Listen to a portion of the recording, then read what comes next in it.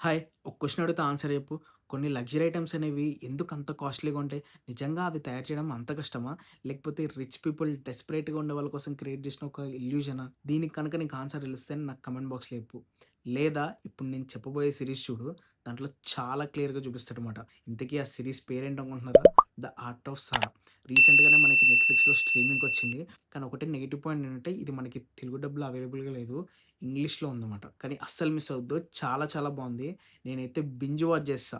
ఇది limited series మాట. ఒకటే సీజన్‌తో స్టోరీ గూడా మొత్తం ఫసక్. ఇంక ప్లాట్ విషయానికొస్తే ఒక అమ్మాయి సారా అనే ఐడెంటిటీని క్రియేట్ చేసుకుంటది. దాని తర్వాత ఒక బ్రాండ్‌ని గూడా క్రియేట్ చేస్తదనమాట.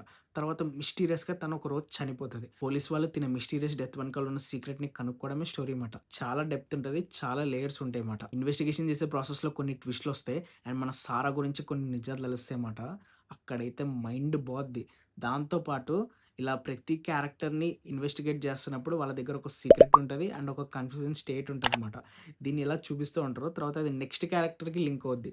ఇలా మొత్తం ఇలా లింక్ అవుతూ లూప్‌లా ఉంటదనమాట. అదైతే చాలా బాగా తీసుకెళ్ళాడు. స్క్రీన్ ప్లే అయితే ఎక్సలెంట్‌గా ఉంది. చాలా బా అనిపించింది. లాస్ట్ వరకు కూడా చాలా గ్రిప్పింగ్‌గా తీసుకెళ్ళాడు. అండ్ ఎండింగ్ కూడా చాలా బావుందన్నమాట.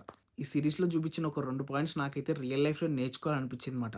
ఫస్ట్ వచ్చేసి స్పాంటేనిటీ అండ్ సెకండ్ వచ్చేసి మనుషుల్ని చదవడం. ఈ 2 గనక వస్తే ఆ మనిషి సక్సెస్ అయిపోయినట్టే మాట సగం. అండ్ ఇది చూసిన తర్వాత అండ్ వాడు చెప్పిన లాజిక్ ప్రకారం గూడా అరే! ఇది కరెక్టే కదరా! అన్న ఫీలింగ్ గూడా వచ్చిందన్నమాట. ఈ 2 క్వాలిటీస్ వీలైతే మీరు గూడా నేర్చుకోండి. లైఫ్‌లో చాలా యూజ్ అవుతాయి మాట. సరే మరి నెక్స్ట్ వీడియోలో మళ్ళీ కలుద్దాం. అంతవరకు బాయ్.